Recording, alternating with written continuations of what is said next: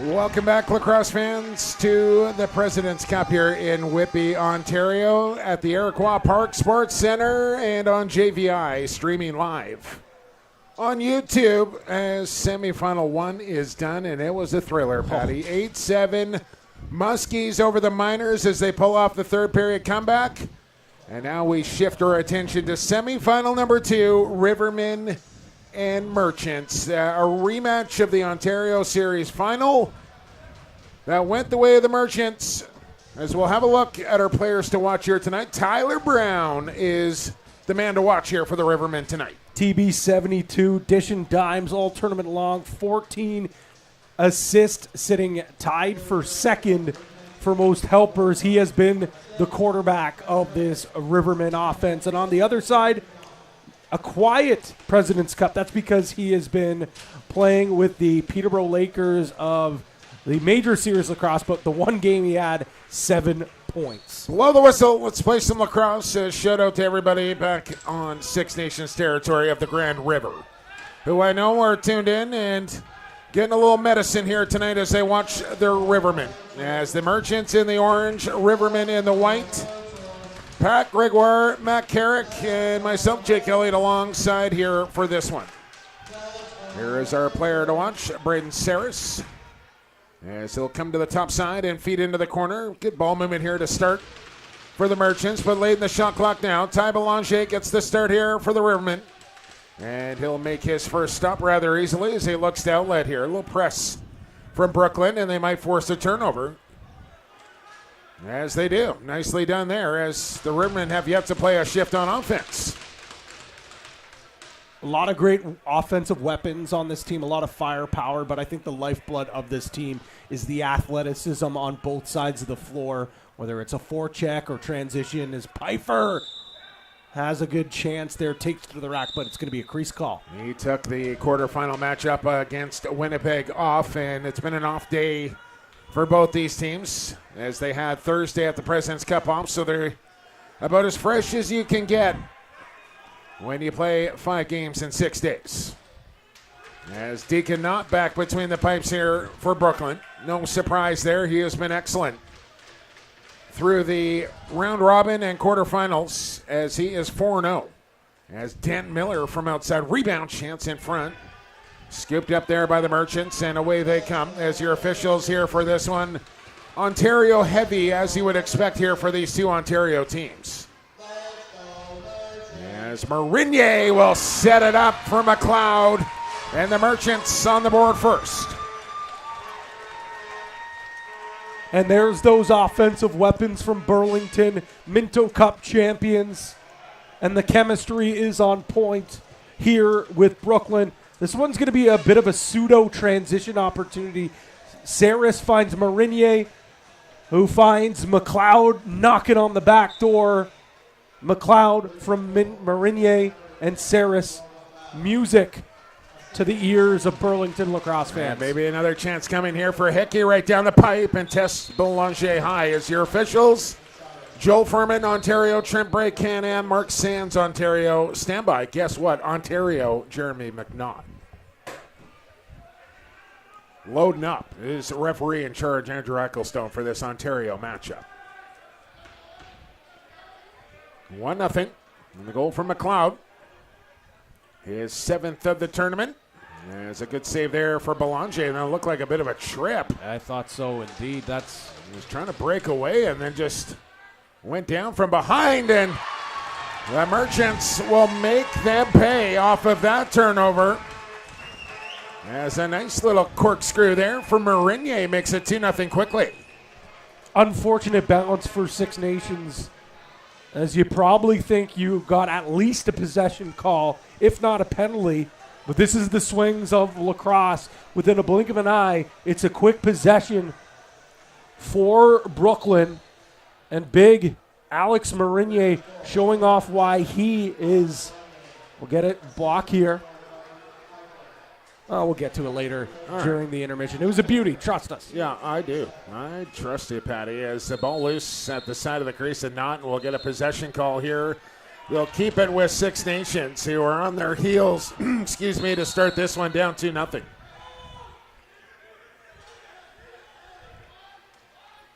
Yeah, there's a bit of a drop there from Devin Bomberry. He's going to have to recover now as he hustles back. It's a 3-on-2. Hickey again. Looked high on Belanger, who's been tested early here. Has had 2 slip by him, but this could easily be 4-0 if you ask me. Logan from well out. And this is what the Merchants want to do. They want to run. Crawford tried to smack it across the crease there, and that did not work. As we're just over the 3-minute mark, and look out here. That's a possession call on Six Nations to look out of sorts to start this one, Pat. That's 3-4 unforced turnovers and too many possessions here for the Merchants to start the game. Sloppy play indeed. They're going to have to tighten things up. Merchants are a team that make you pay when you make mistakes. They want to play fast, and I think for the Rivermen, they probably want to slow this game down. They got a bunch of veterans on this team and a lot of experience here at the President's Cup, but easier said than done against this Merchants team who have really had the transition advantage in every game they've played. Yeah, the thing is, Six Nation has some athletes on both sides of the ball. Take the chances when they arise, but split the 4 in half. Play a 5-on-5 game on both sides. Danton Miller with a shot. Here comes another one. As that is Anderson, who leads the Rivermen in scoring. A nice balanced attack, 11 goals, 11 assists, but he's on the limp back to the bench, and Merchants with another 3-on-2. Cross crease. And that one off the shoulder of Belanger, and back to the Rivermen it will go. Brookermere lots of returners on this Rivermen team from a year ago and previous to that.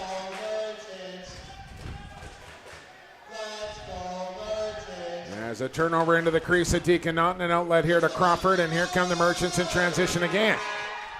Pfeiffer looking for a trailer. Saris will work to the corner, and they'll space the floor out here. 8 on the shot clock for Saris.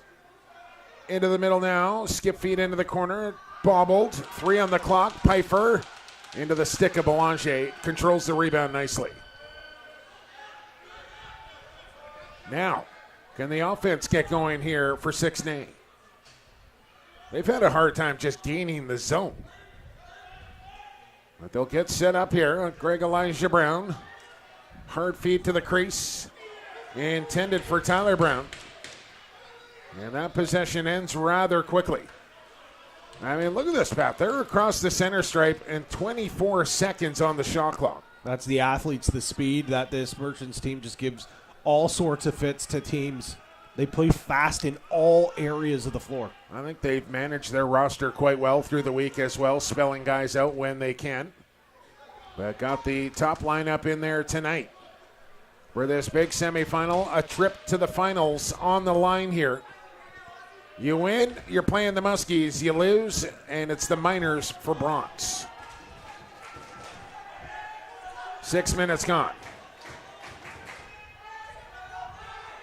Thunderhill lost the handle. He's on the crease. Ball picked off. And here goes Osborne, who can really cook up the floor. And that shot, glove side, wide by about 6 inches. Which is what, Pat? About 15 centimeters if you want to go with the metric system? Well, give or take. We're at a Canadian national tournament. We should probably be using it.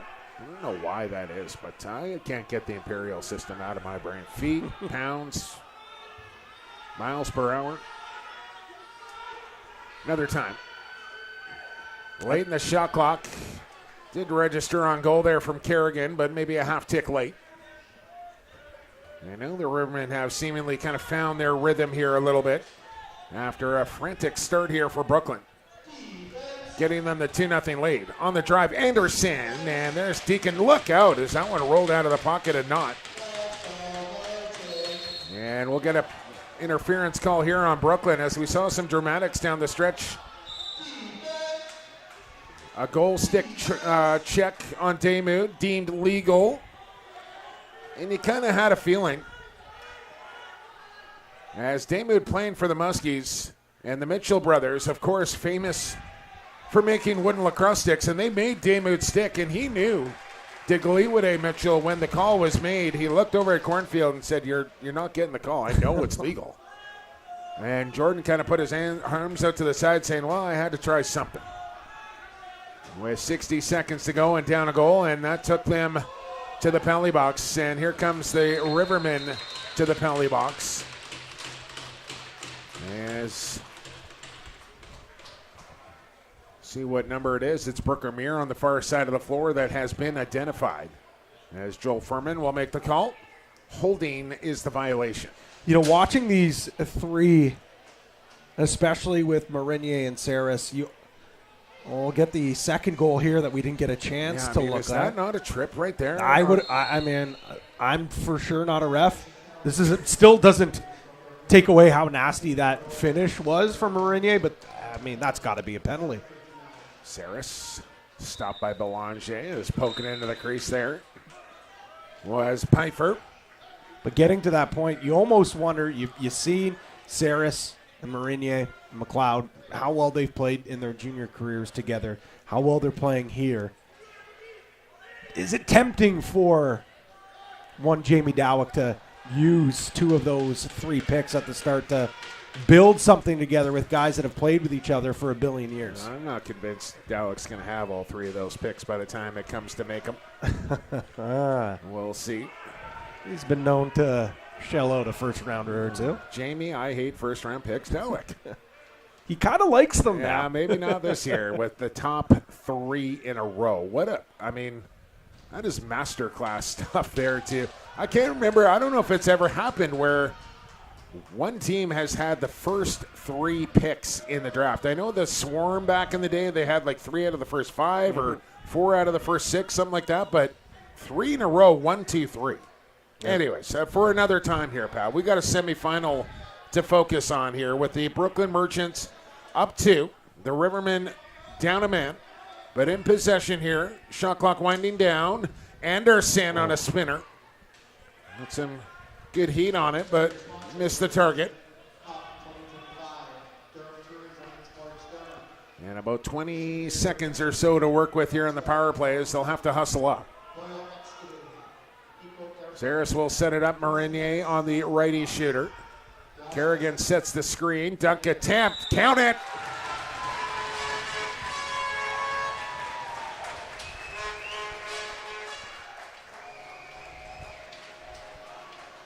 Gorgeous set piece set up on the Brooklyn man advantage. As we're going to see, ball gets behind the net. Perfect dunk by Pfeiffer. Keeps those feet clear. But before to get that, it's the hard seal set from Kerrigan. Braden Saris on the wrong side of the floor, which opens up. He can take that shot. He can fire it back over to the other side, back to the righties. Instead, he goes behind the net, opens up that dunk play. Yeah, Belanger just couldn't get back to his post in time. So a great start here for the home team, the hosts, the Ontario champs, here in 2025, 3-0 at the 10-minute mark.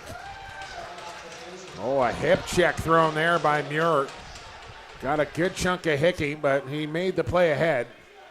And Brooklyn will get an offensive shift here. That's like running into a brick wall. Brooker is a load to deal with. Did you say a brick wall? I didn't, but I probably should have. There's a chance in front. And right down the middle came Saris as Belanger.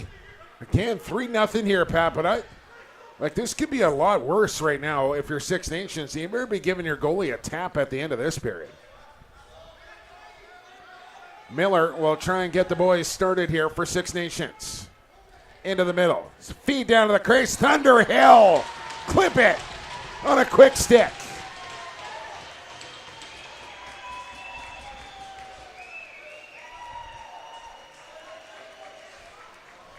Gorgeous backdoor feed, fake shot into the stick of Thunderhill, who normally is a guy that creates his own shot with his creativity, his athleticism, his speed. But this time, Goddard just finds Hill in the soft area of the floor, as I think there's a bit of an argument going on whether that was crease or not. No, it's not going to matter. The goal will count. I believe we're I believe we're under the 10-minute mark. I don't think we're getting our timeout, but I think they were discussing that hip check that was on Hickey. He thought there should have been a penalty there, and I kind of tend to agree with him. But it'll be Brooklyn ball here, and no media timeout coming. As we're under 10, we're under 9. In fact, 3-1 now. As Marinier bouncing around, thought about going to goal. He'll kick it high for Pfeiffer. As the Merchants looking to get inside here. Here's the shot, and it's wide out of Parker Pfeiffer's stick. As Belanger will outlet here to Muir. The Merchants step right up to center here. But the Rivermen get the ball deep. Stepping in as Thunderhill will have to run one down the corner. Takes a bump from behind. Goddard comes in. And nice job there from Goddard to settle that ball down. One of the more experienced Six Nations players here on this team now. I remember Goddard just as a young buck on this Rivermen team about a decade ago, Patty, and now one of the elder statesmen. Saris, easy stop, Belanger. Working his way up, there he is, the legend himself, Hot Roddy Squire. He'll leg it back to the Rivermen bench as in comes Denton Miller. Leans in on his man with the one-handed power cradle. Inside roll. Spike it low. Not the stop. Ball is loose. Turn around. Davin Bomberry will make the play. Can he keep his feet here? He lost the handle. Merchants ahead. Transition coming. Here's Hickey. Fake. Take. And Belanger can't stop it. It's in.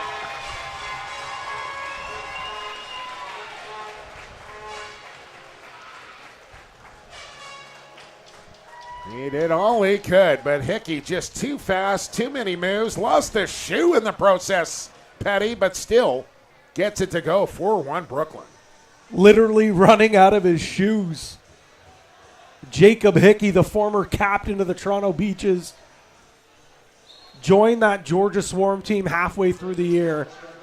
And since that moment, he has just been catapulting in the lacrosse world. Here's Thunderhill down the pipe, and his shot deflected on the way to the goal. Elijah Brown secures the possession, and Six Nations will play from down 3 once again. Anderson across the top. Pick and roll. There's the shot, and I think Knott got a piece. He knocked it out of play. And we'll keep it here with 6 Nations. Tyler Brown moves in, loads up, fires an easy stop there for Deacon. There's that one right in the middle of the goal. And here comes Brooklyn once again.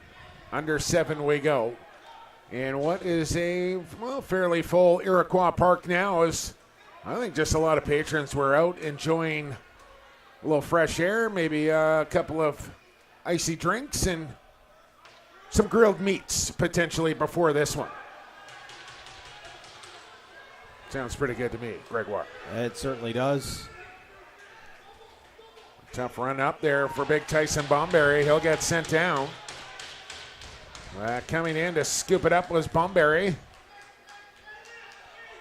Here's the pass to Miller, and he had that thing labeled for the far top corner, and Deacon Knott had a good read on that shot. Here's Zach Herwars, who comes into this game with 13 points. 4th in Rivermen scoring. Ball loose at center. Peroni in cold from center. Peroni fake take and shut it wide. Big rebound. Second chance stop by Belanger. And right now the Rivermen are getting run out of the rink by the Brooklyn Merchants. They're just too fast. Athletes littered all over the floor. Offensively, they swing the ball, they move their feet. Defensively, they get up in hands, they pressure, they push the ball in transition. Just too athletic to handle right now for the Rivermen. We're going to get an illegal substitution power play for Brooklyn. We're also going to get a media timeout, which means a check-in with the lacrosse boss. Thanks, boys. Rivermen coming into this tournament with heavy hearts. You heard about Warren Hill losing his mother during the NLL season. He plays for Halifax. Wayne is his brother, the assistant coach of this team, and their mother was Cheryl Bomberry Hill. Not just mother to them, but mother to basically everybody on this team. Team manager, team mom, everything, you name it, to the point so much where all events in Six Nations for this Rivermen. Fundraising and so forth were put on hold because she was the one that did it all. The team saying they couldn't do it without her, and her shirt hangs behind the bench as the team plays in her honor this week. Hopefully we can get a close-up at that here shortly as Saris. Oh, thank you very much. I wasn't looking at my monitor, but glad we did. Run here, shorthanded. A good one. But Saris step for step. And now hard into the corner. Is that Jacob Kranz that's knocked down over there? As the shot clock winding down here, but at least killing some time off. As you know, not often you see an illegal substitution call happen, but the team still gets the breakaway opportunity, and that's how quick Brooklin is getting up the turf.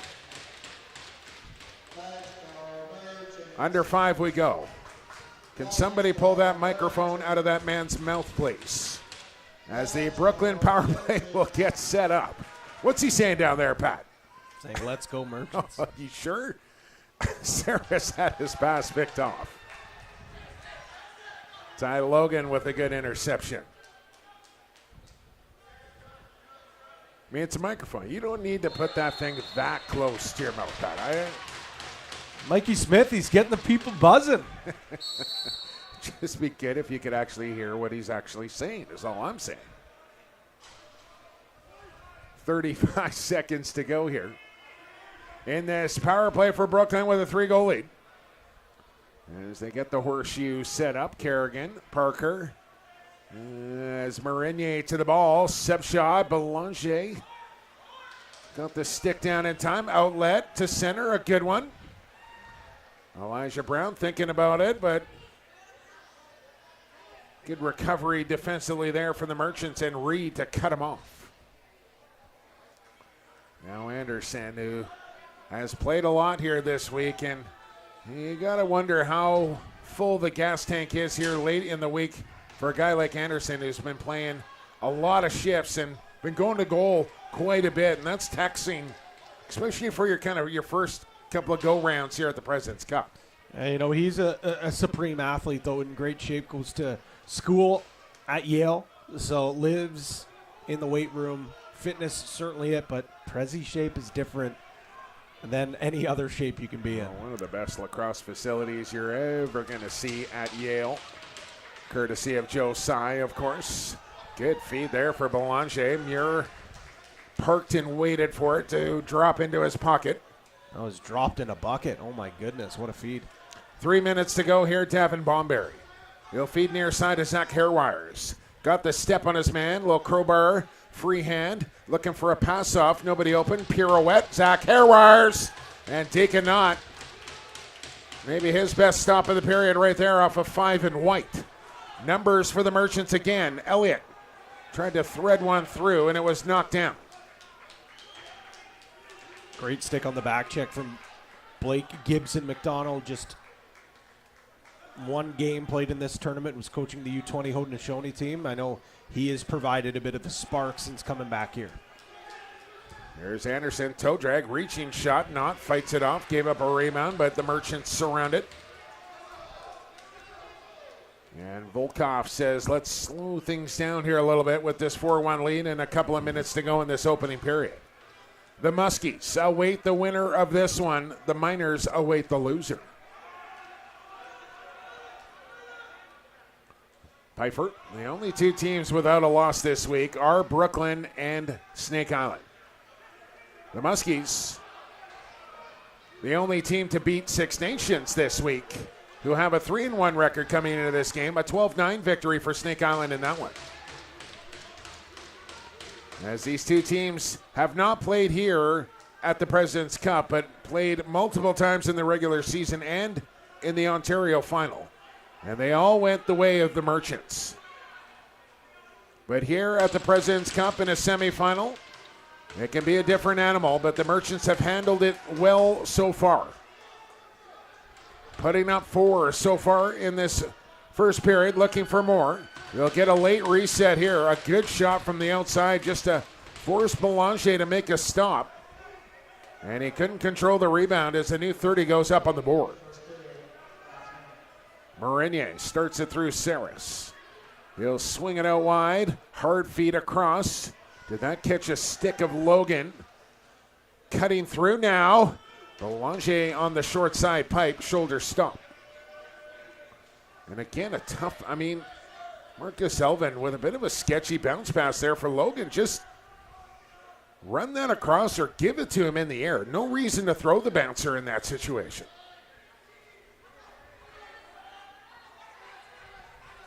Bomberry.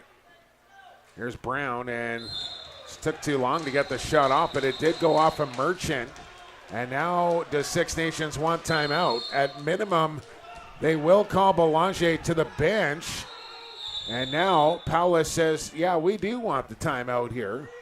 About 4 seconds came off the clock. Not that it's going to matter in this situation with the shot clock off. And the ball in the offensive zone doesn't really matter. 21 seconds, 17 seconds. But they want everybody over to the bench so they can draw up the play. Captain obvious here, but a big, big opportunity for Six Nations to get a goal here. Feel a lot better about yourself. And Jake, here's another great look. Zoom right in there if we can. Get a good tight shot of that T-shirt if we can.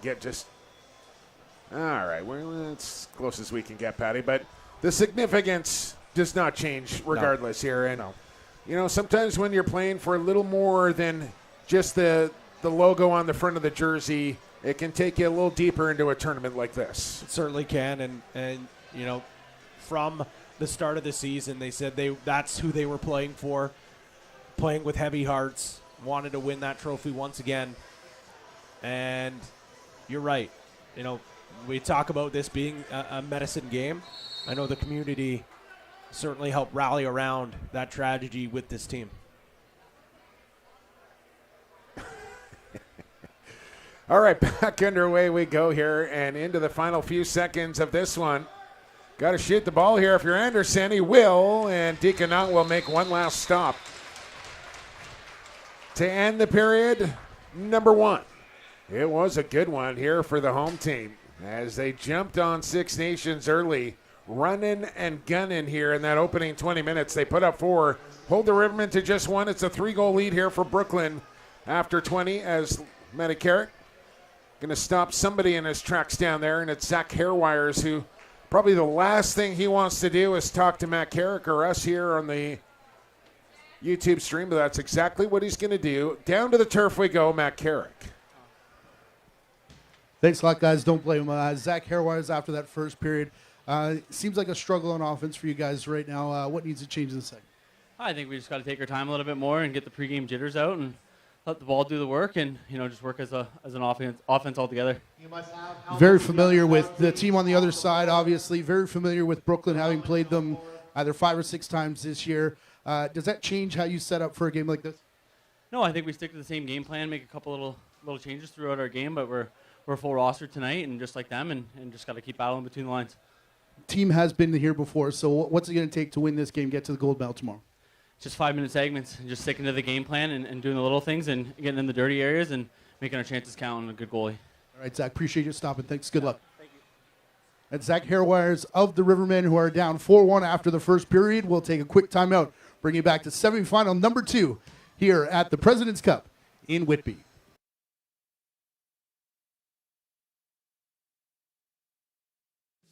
You can catch the fun with lacrosse, Canada's national summer sport.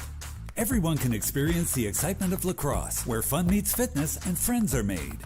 Lacrosse is one of the youngest organized sports children can play. And with 66 clubs throughout Ontario, everyone can get in on the fun.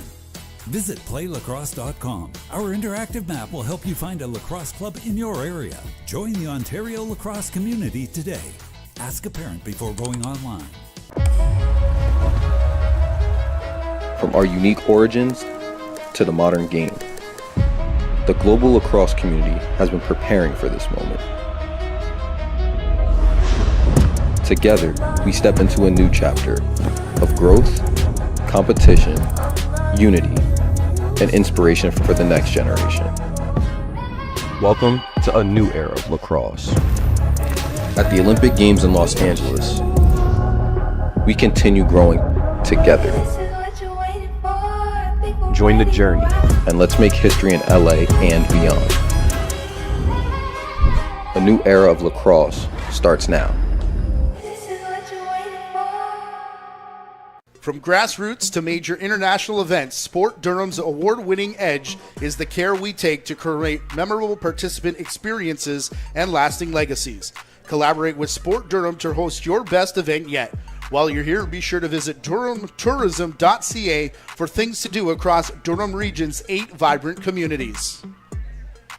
Summit Access Solutions is a turnkey access company that can accommodate any and all projects from scaffolding, swing stage, material lifts, weather enclosure systems, and shoring, just to name a few. We specialize in making what looks impossible possible so that you can complete any project safely, efficiently, and on time. Call us at 877-786-6483 or visit summitaccess.ca. No matter what the disaster, we'll be there to help get everything in your home or business restored back to normal. Whether your property has suffered from a kitchen fire, basement flood, or a break-in, our professional technicians and restoration experts will use the best tools and strategies to help you make your house feel like a home again. The wait is over. The NLL has partnered with TFL Sports to bring you something legendary.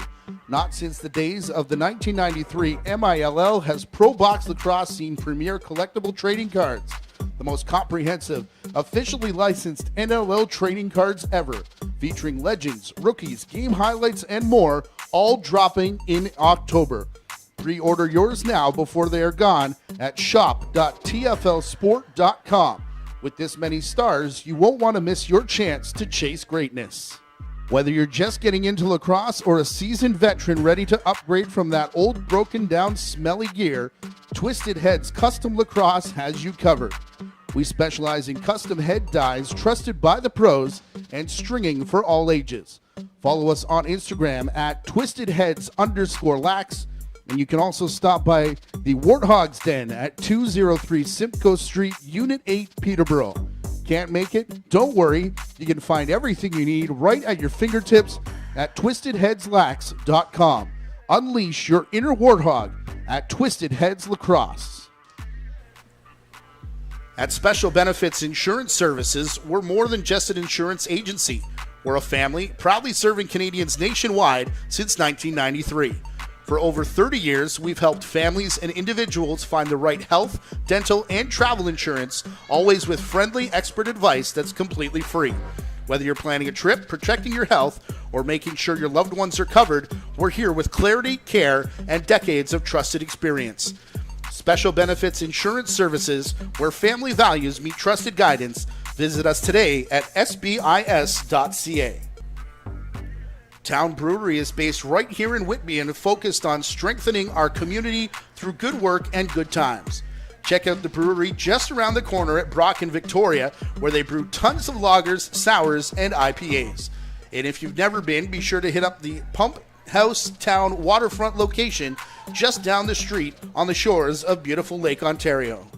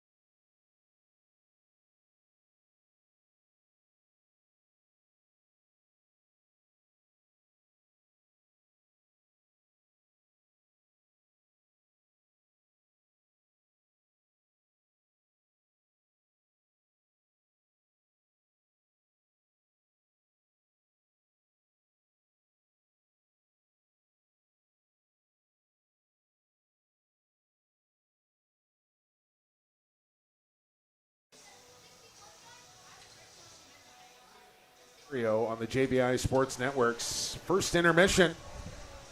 Probably couldn't come at a better time, Pat, as the Rivermen got down early in this game and have not found a way to get the offense going. They trail 4-1 after 20. Highlights from period 1. Starts off with a Burlington Blaze reunion. Saris to Marinier to McLeod. And, of course, the speed continued to kill as Marinier dances through the defense, throws that twister through the legs. Brooklyn leads 2-0. The scoring continued. Beauty dunk play from Parker Pfeiffer, 3-0 Merchants. But Six Nations finally would find the board, and off the stick of Thunderhill, the OSL MVP. But unfortunately for Six Nations, Hickey would charge down the floor, lose a shoe in the process. As Brooklyn, their athletes have been dominant, 4-1 lead after 20.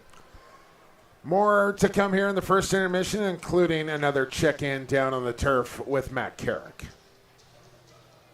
Thank you, gentlemen. Familiarity between these two teams as they did play 5 times earlier this year, including that Ontario Series final.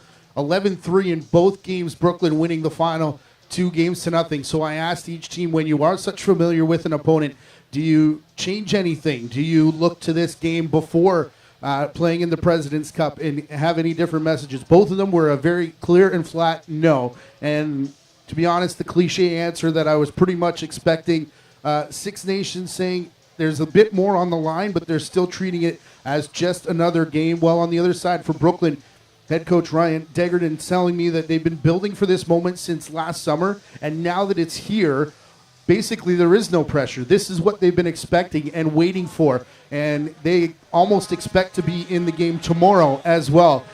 And the pressure, I asked if it was on Brooklyn. He said no, they want to put the pressure on the other team, and said, are they going to stick with us playing our game?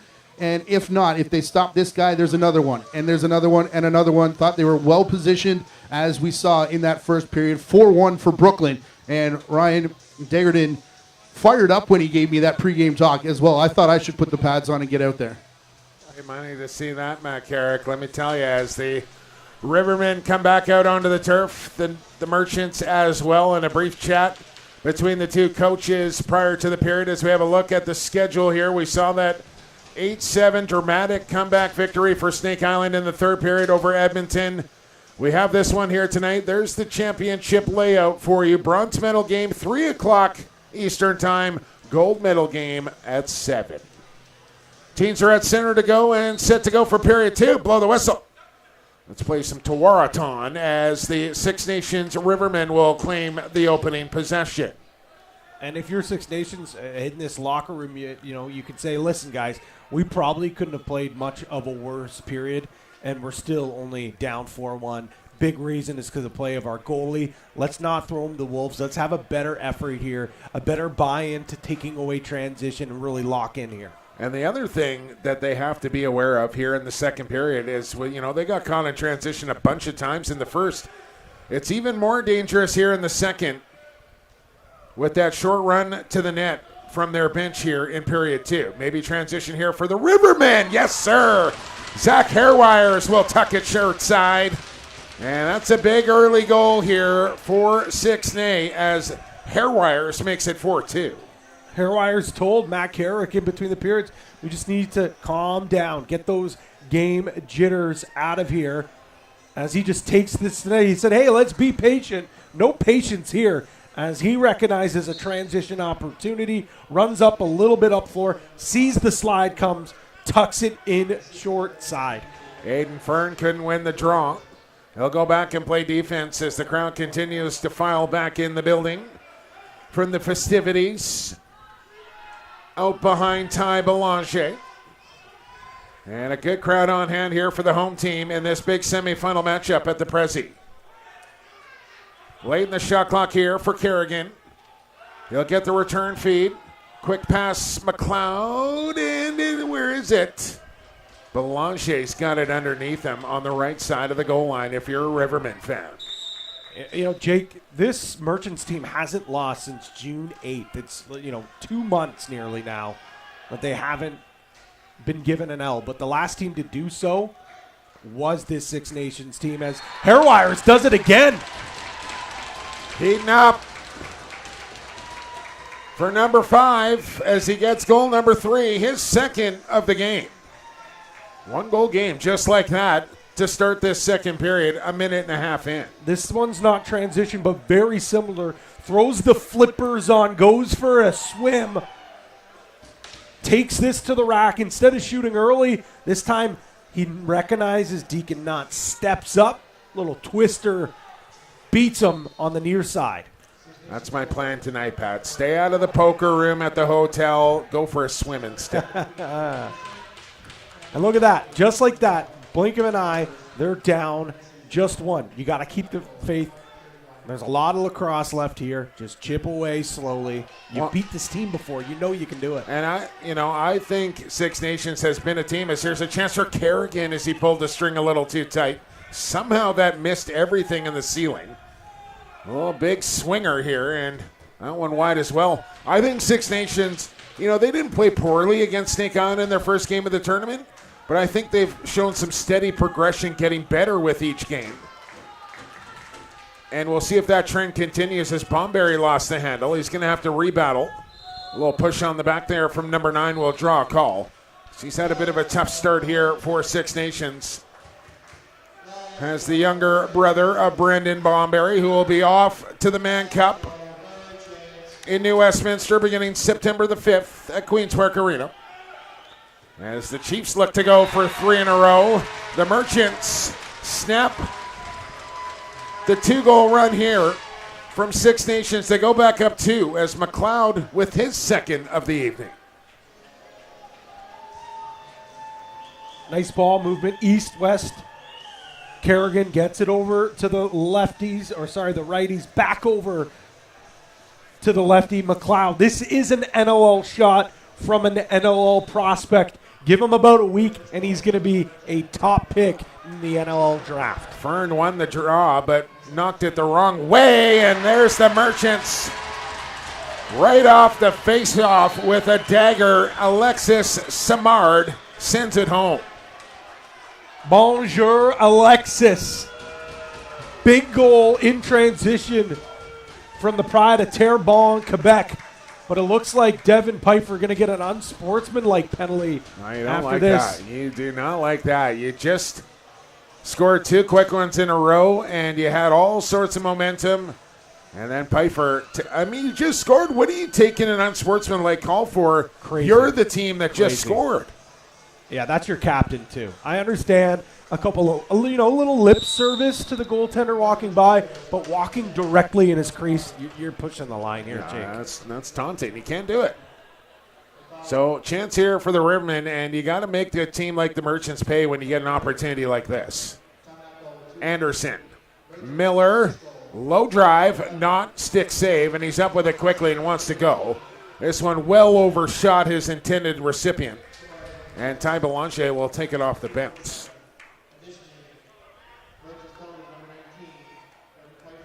All right, I think our PA might have got a memo down there, Patty. Much more subdued and clear and concise. Not sounding like the Burger King drive-thru anymore.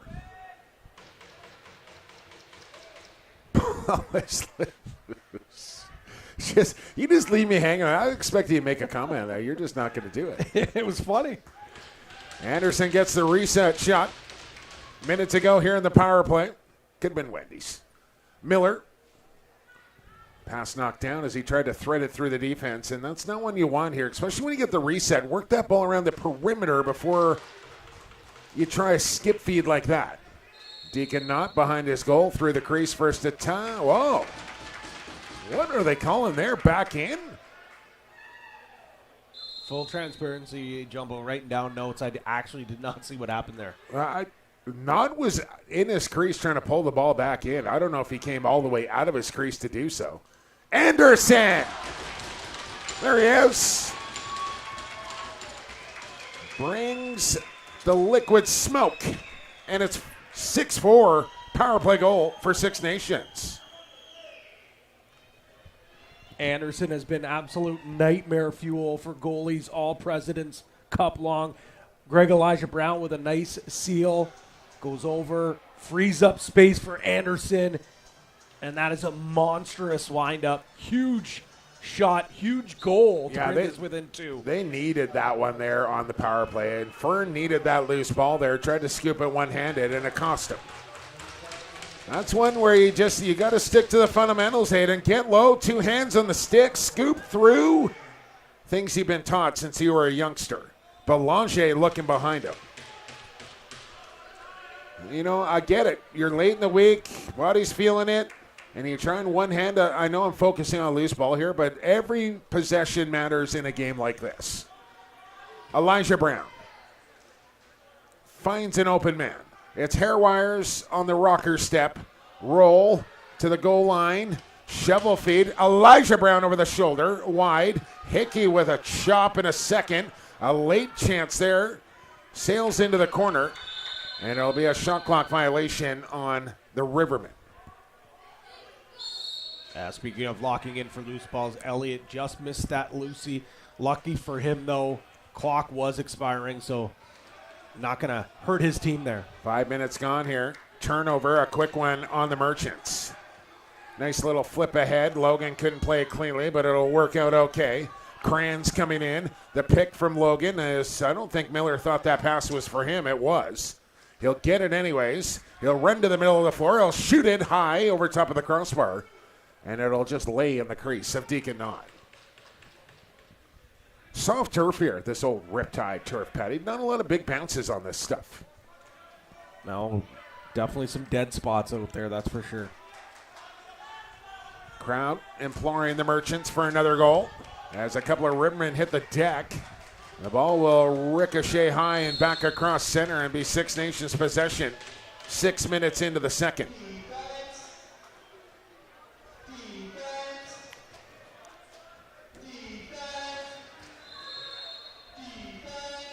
Thunderhill with this park in the middle. Here's Anderson, who's got the last Six Nations goal. Loads up again. Oh, he passed down to the crease. And Deacon Knott in the splits. He's a confident-looking goalie, Pat. He's got a lot of swag to him where he's just got the look of a number one. You know what I'm saying? And it's not going to be too long before he's going to get tired of waiting around to get some significant minutes in the National Lacrosse League. Yeah, Paul Day, do not envy his decision that he's going to have to make here soon. Nice problem to have. Daymood, I mean, it could be a Philadelphia Wings goaltender matchup. Yeah, very good point. Wouldn't that be something? Make a decision for your general manager. Turn the corner, Belanger down, another chance, Kerrigan, corkscrew shot. And again, the ball dies on the goal line behind Belanger. Inches away from a 3-goal lead once again.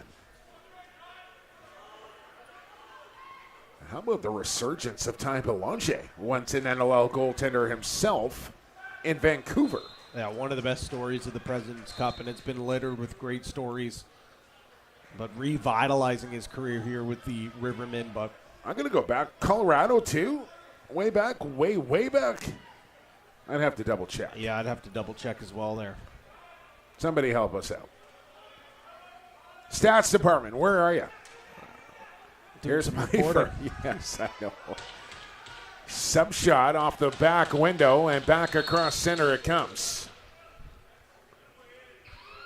As it'll be a shot clock violation and an over and back violation simultaneously.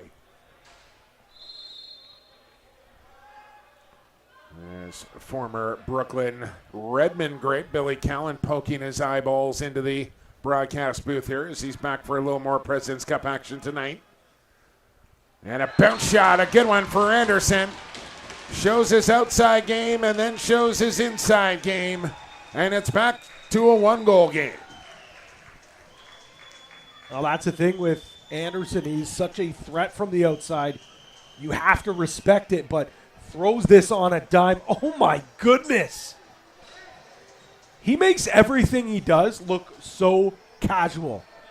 Is it too late for a clip it, Penny? No, never. Clip it for Anderson right there, 6'5". Oh, my goodness. And are they got the no penalty there, but a possession call. And right there, Aiden Fern had the flippers ready to hit the mat because he thought somebody was coming at him. And I'm surprised there wasn't. Hard check right in front of the Rivermen bench there. 6-5. We got a ball game here with 12 to go in the second. There's a moving pick call on Marinier. Rivermen want to push tempo, but the Merchants get back in time. Brooker Muir in a little bit of trouble as Anderson presents himself open to the ball.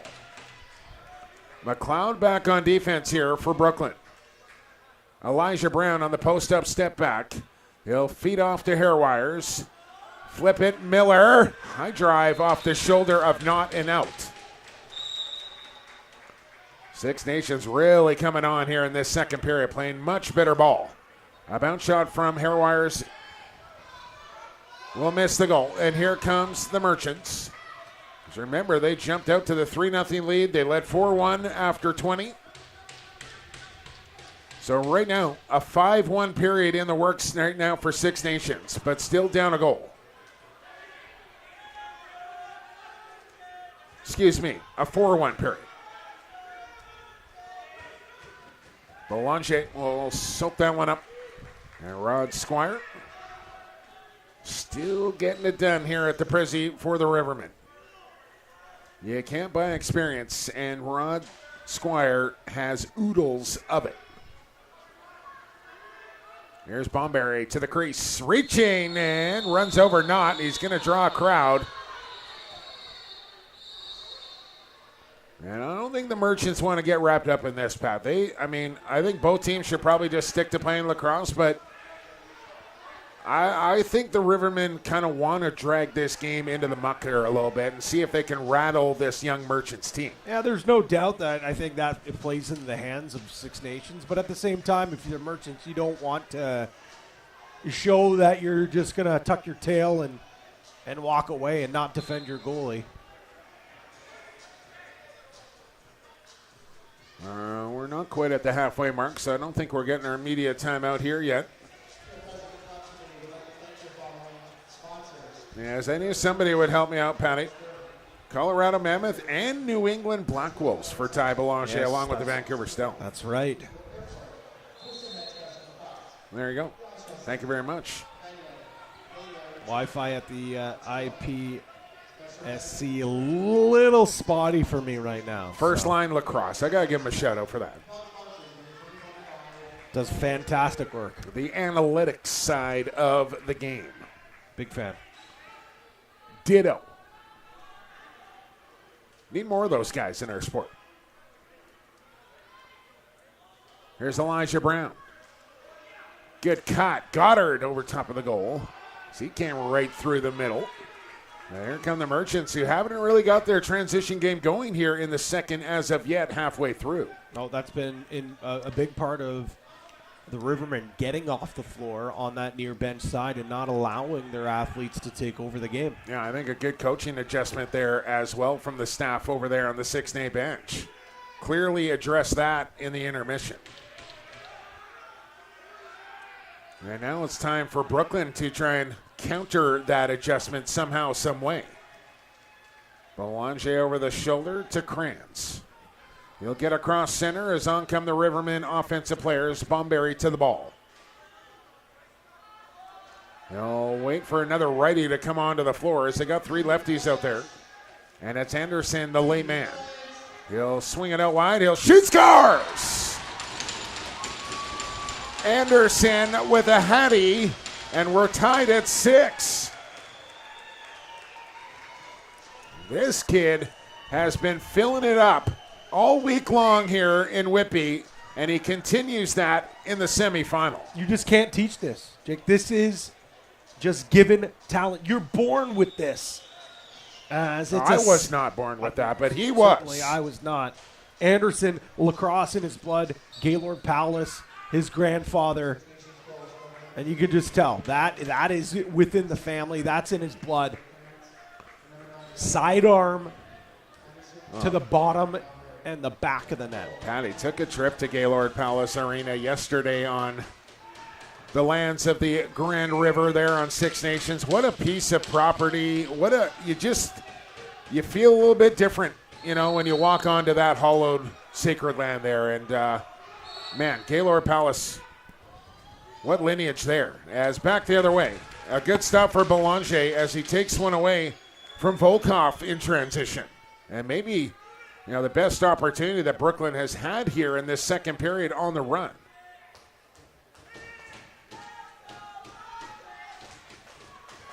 Here he comes. Back out onto the turf, number 15, Anderson. Loading, running, driving, and looking around. And Deacon Knott says no goal, and the referee agrees. That close to a Rivermen lead, courtesy of Anderson looking for his fourth. 6-6, 8 to go. Second period, semifinal number 2. Winner plays the Muskies. 7 o'clock tomorrow in the gold medal matchup. Bomberry, a nice play. On his Thunder Hill. Undersized, but does not play like it, does not shy away from going to the dirty areas of the floor. Hairwires turns the corner. He'll go in behind the goal. Dunk attempt. And Deacon Knott guessed right. As we go under 10, 7:25 in fact here to go in the period, Matt. And what a turnaround here in the second for Six Nations. And for more on that and who knows what else, down we go to Matt Carrick. Guys, JVI Sports Network had the pleasure of broadcasting the 2018 Founders Cup, which was out in Akwesasne, and there was a team there that a lot of people were questioning why they were there. The North Shore Kodiaks ended up winning just one game, 11-7 over the Medicine Men, but Alexis Simard was part of that team. He'll be drafted in 2026. Zach Miller in 26. Jeremy Phoenix Lefebvre coming up next week. Junior C is growing in the province of Quebec, as is lacrosse. Talk about some names this year that won 20 games for the North Shore Kodiaks, including Anthony Capella with 58 goals, a 52-goal season for William Capella, Nicola Greer. There's been Minto Cups come out of that team. There's been all kinds of accolades. And now, starting next week, we're going to start seeing draft picks coming out of Quebec province on the rise in the sport of lacrosse. Gregor, Tedward Jenner, and just seeing the news today, one Lomacron. Yes. Danny Lomas going to join you two for the NLL entry draft on September the 6th. NLL Plus, you're streaming home for that. Just get that done early, Pat, because that's going to be game 2 of the Mann Cup as well. Or get a second monitor or get something going because you don't want to miss that either. It's only the first round. First round coverage, so we will be locked in and dialed in for game number 2. But Matt, on Simard at that Founders Cup, I was there as well. He was actually a U17 call-up playing for that North Shore Kodiak team. Here's Anderson one more time. He's starting to feel it here. And falling down, gets the shot off. He's going to draw a penalty call. It's going to be a shot clock violation. He might get a second penalty call here as well. And now it seems to be Brooklyn, the team that's kind of becoming unraveled here a little bit in this second period. And they're going to take at least one here, Pat, and I want to say this is probably going to be 2. It looks like Lucas Osborne's walking towards the bench. I don't know if they actually got him. They probably should. Just going to be just the one holding call here as Anderson picks himself up. And I think Brooklyn may be a little fortunate there. And Rod Squire's asking, like, where's the second one? Yeah. And I don't think they're going to get it. Simard takes the hold, but I thought Osborne was going to get another one. Massive, massive opportunity here for the Rivermen, who, like you said in the first, were getting run out of the building. That first intermission couldn't have been the better. Nothing could have been better for this group. They refocused, they recharged, retooled, made some adjustments, and they look like a different team. Now a 5-2 run in the works here. It was 4-1 after 20. We're tied at 6. And it's a power play here for Six Nations. From the point, flip it, Miller. Won't pull the trigger there. Up top, Brown. Hard feed in behind for Hairwires. Oh, he had not if he wanted it. Didn't take it. Now, Into the slot. Row of Brown goes around. Blind shot with a spinner, and that one hit not up high, and he wants a whistle to put his chin strap back on his goal mask. I thought Hairwires could have literally reached from behind the net and could have dunked that without even taking off. Yeah, it would have been close. Knott wasn't hugging his post at all. Maybe he was trying to bait him into that, but, oh, man, a little too close for comfort for Merchant fans. 5:45 here to go in the second. $1:20 to go in the penalty time. McLeod across. Whipping shot, big rebound, and it rolls back into the crease of Belanger as McLeod got absolutely buried by Bomberry. That was a Bomberry right there. A Bomberry berry. Still time here on the power play. There's Elijah Brown, Anderson, Goddard, Miller, Hairwires, Anderson, and had a pretty good look. Didn't get the A shot off there. A little off balance taking that one. A foot. Look out. I mean, that looks. Fern's a pretty solid boy. Eh? Like I didn't think he was that big and thick. No, he is. He's solid. He's got that low center of gravity for face-offs. Belanger wanted the embellishment call. He's not getting it. They will get possession, however. A chance to kill off almost the remaining time. That's a muffin there for Belanger. Off the chest protector. Squire runs under it. Maybe a 2-on-1. Rod Squire. And he can't beat Deacon Knott. And now we'll have to hustle to the bench here. Oh, that would have been going bunkers back on Six Nations as Squire pots that one. Penalty time over. Samard across the turf to the bench, and here come the Merchants on offense. Kerrigan isolated. Skips it. Marinier, McLeod, and that one blocked. I think Blake McDonald getting in front of it. And a shot clock violation. Here we go, Brookermere. That's a force. And that's one Brooker's just got to pull down and put back in the holster. You don't need that ball. Now Hickey might try and make him pay, but the numbers weren't there. And he'll make the change as well. As the Merchants put up 4 in the first. They're on 2 right now here in the second. Popping out. Pfeiffer on the spin. A double. Still with it. Shooting. Belanger. Down, reaches, grabs it. And he is locked in here in period 2 for Ty Belanger. Yeah, he's been absolutely sound, coming up with the saves that he should make and making the ones that he probably shouldn't. Rivermen look to go in front for the first time once again. Dan Miller, stick low, feet wide, being pressured, moves the ball along. Anderson rolls off a check, lost the handle, falls on the ball, and we'll get a push on the back here. Keep it with the team in white. New 30 as they reset it late. Instructions being barked out from the Six Nations bench to Thunderhill. Into the slot. Shot from Brown, easily handled by Knott, and here come the Merchants. Look out, that's close to a penalty there on Hairwires as Peroni breaks the pressure. 2:38 here to go in the second period as they try and get the Let's Go Merchants chant going inside Iroquois Park. McLeod, distance covered, and there's a good check. There's that Bomberry again on top of his man. I mean, he is just a load when he gets on top of you. You're not getting up. No, he has really stepped up his play in the second period. Physicality through the roof, but Merchants with 2 or 3 chances there to shoot the ball with 4 seconds on the clock. Yeah. Just gripping the stick a little too tight right now. I just second guessing themselves. And this is what an experienced team, we talk about it a lot, Pat. Here's Bomberry. Oh, he slipped. And then fell into the crease. Experience can sometimes just win the day. And this Rivermen team is just littered with guys that have been through it time and time again.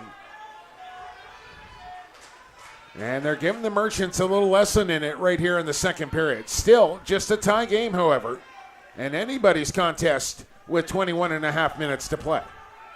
Pfeiffer spinning, trying to get to the goal, get a draw call. Are they going to count it? Yes, they will.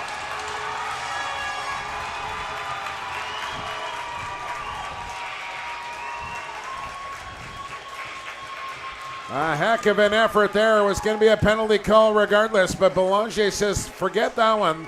Here's the ball back at center. Let's get her going. As we'll watch the replay of that one, full extension with 2 Rivermen on him. I think that knee touches down on. So do I, Pat. It's a moot point now. It's going to count. It is going to And count. I'm sick of talking about crease calls. Me too. Just sick of it. Cool goal rule. If it's a cool goal, it counts, I guess. There is something to be said for that. I really believe that. Here's Anderson trying to reply as he had room high and missed by about 8 inches. Here come the Merchants. Transition. Volkov denied. And nice job by Muir. Hustling hard, doesn't give up on the play. Peroni's trailing there, Jake. Hard slash down on that loose ball, does not allow that rebound chance to happen. That would have been a massive goal there for Volkov and the Merchants to go back to back. As Goddard had his shot blocked out of play. They'll keep it here with the Riv. 47 seconds to go. I think they want 2 for 1 here, Patty. Let's see if Bomberry wants to let it fly. Hairwires will do the job, and Knott will stop it. And 40 seconds to go here. I believe Six Nations does have their timeout here in the second. They called one in the first, did they not? Trying to recall. It might have been the media timeout. No, I think that was a media timeout. Okay. Either way, they got one here in period 2 if they want. 10 on the shot clock for number 10. I usually write those down. It's kind of your job. I know. There's a loose ball. Rivermen are going to go on the fly here. Belanger, they're going to save the possession here.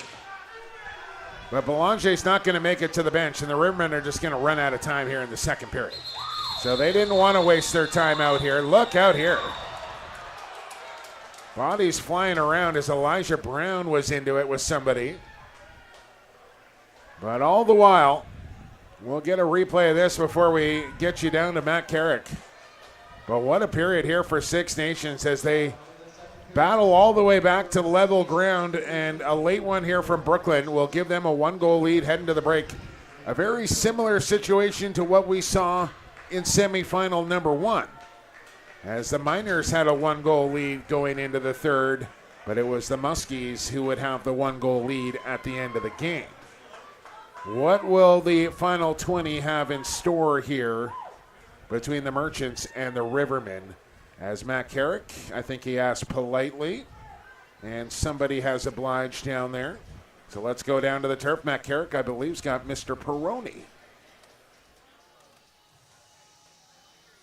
Sorry, safety first here, boys. What worked for you guys in the first period that didn't work so well in the second there? I think our chances just got it. We got lucky in the first period, right? And our luck wasn't as good in the second period. But we're going to keep on them. We're going to keep hammering them hard, and they're not going to make it out of here. It's been a while since Brooklyn's been here at the Prezi. How are you enjoying the week so far? It's a great week. We love hosting. We love having everyone here, and the home fans have been awesome for us. So what needs to happen here in the third to make sure you get back for tomorrow for the big one? Our defense just has to keep playing hard, getting out on them, and our offense has got to finish their chances. I think they will. Young team up front. Some of them are going to hear their names called next week. What's it like to play behind those youthful guys? It's special watching some of those guys like Marinier, McLeod, and they can really shoot the ball. And Saris, he can really shoot the ball. Off the floor without a helmet. We got to go, boys. Adam, good luck. Thanks so much. Thanks for stopping. Intermission time here at the President's Cup. Third period coming in the second semifinal. We'll send it to break and be back after these messages.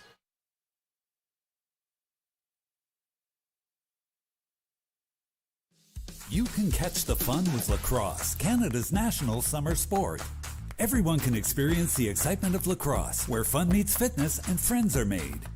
Lacrosse is one of the youngest organized sports children can play. And with 66 clubs throughout Ontario, everyone can get in on the fun.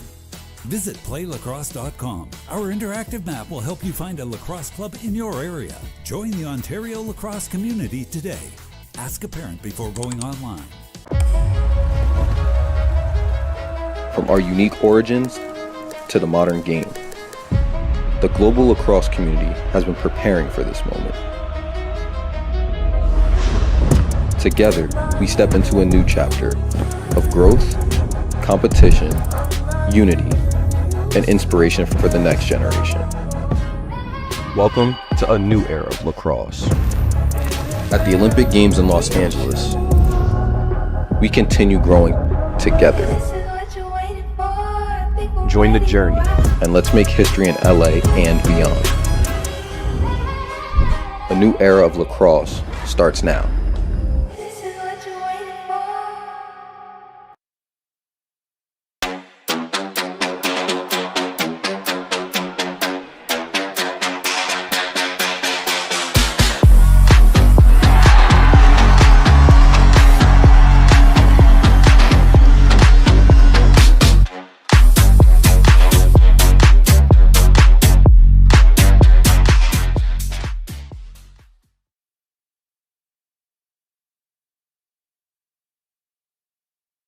From grassroots to major international events, Sport Durham's award-winning edge is the care we take to create memorable participant experiences and lasting legacies. Collaborate with Sport Durham to host your best event yet. While you're here, be sure to visit durhamtourism.ca for things to do across Durham Region's 8 vibrant communities. Summit Access Solutions is a turnkey access company that can accommodate any and all projects from scaffolding, swing stage, material lifts, weather enclosure systems, and shoring, just to name a few. We specialize in making what looks impossible possible so that you can complete any project safely, efficiently, and on time. Call us at 877-786-6483 or visit summitaccess.ca. No matter what the disaster, we'll be there to help get everything in your home or business restored back to normal. Whether your property has suffered from a kitchen fire, basement flood, or a break-in, our professional technicians and restoration experts will use the best tools and strategies to help you make your house feel like a home again. The wait is over. The NLL has partnered with TFL Sports to bring you something legendary. Not since the days of the 1993 MILL has Pro Box Lacrosse seen premier collectible trading cards. The most comprehensive, officially licensed NLL trading cards ever, featuring legends, rookies, game highlights, and more, all dropping in October. Pre-order yours now before they are gone at shop.tflsport.com. With this many stars, you won't want to miss your chance to chase greatness. Whether you're just getting into lacrosse or a seasoned veteran ready to upgrade from that old broken down smelly gear, Twisted Heads Custom Lacrosse has you covered. We specialize in custom head dyes trusted by the pros and stringing for all ages. Follow us on Instagram at twistedheads_lax, and you can also stop by the Warthog's Den at 203 Simcoe Street, Unit 8, Peterborough.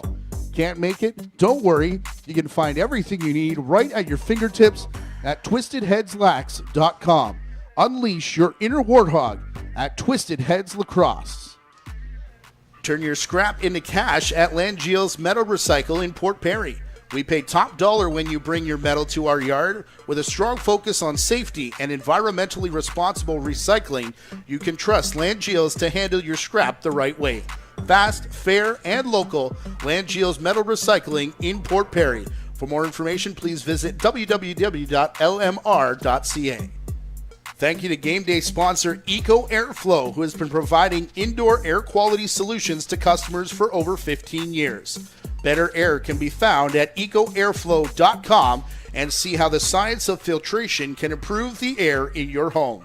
Electrolyte, the premium hydration beverage crafted from pharmaceutical-grade ingredients, is trusted by athletes worldwide for its advanced hydration formula, rapid recovery, and sustained performance. Electrolyte manufactures a scientifically formulated beverage that replenishes the body after physical activity or intense heat. Formulated with magnesium, potassium, calcium, sodium glucose, and sodium lactate, plus 6 ions for electrolyte absorption. Electrolyte aids in the recovery of the hydroelectric imbalance, fulfilling metabolic and hydrational needs.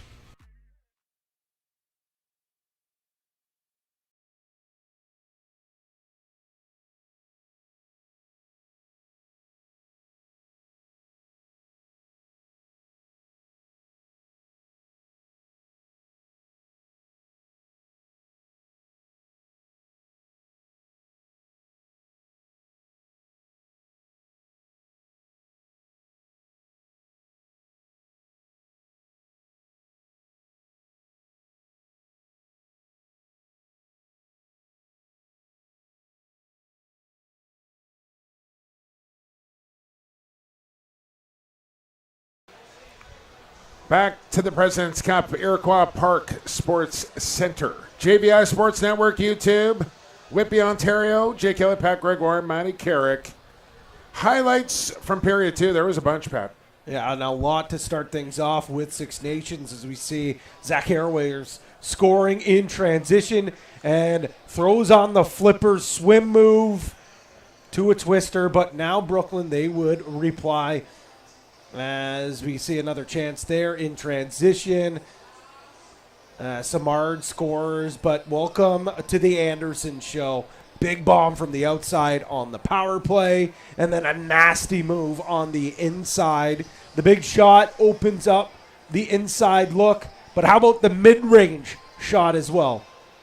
Anderson wasn't done there as he gets a almost chance there. Jake was looking for goal number 4, and this one a little controversial.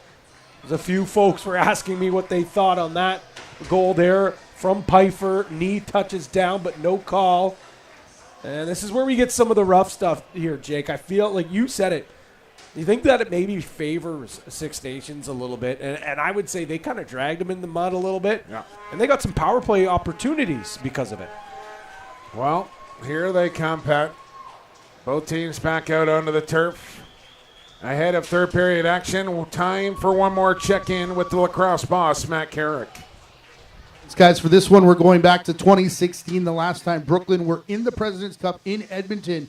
Spent a lot of money on players and travel and so much so that there was no guarantee there was going to be a team in 2017. Steve McCarthy, John Anastakis approached the Brooklyn Lacrosse Club board about combining the two teams and governing them under one name. That was approved in 2017 by the OLA. Gavin Prout, Brad MacArthur, part of that. Gavin telling me earlier in the week that it's now a much more cohesive unit, and you can see that on the floor. They're local, they're community-based, a lot of Warriors, a lot of Green Gales now celebrating their 25th anniversary.